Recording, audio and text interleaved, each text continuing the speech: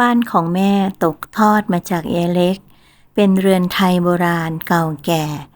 เดิมทีเจ้าของก็คือตาป๊อกน้องชายของยาย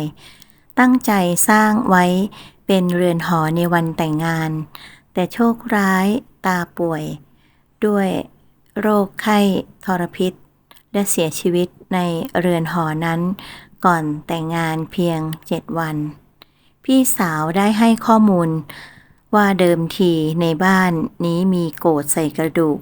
อยู่มากมายเริ่มจากพ่อของยายเล็กมีเชื้อมอญต่อมาก็ยายไทยแท้คงมีของตาป๊อกด้วย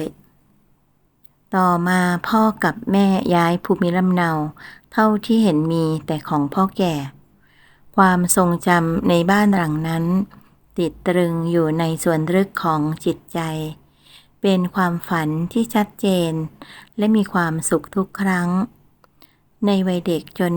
เป็นผู้ใหญ่เวลาผู้เล่าป่วยจะเป็นนานบางครั้งเป็นเดือน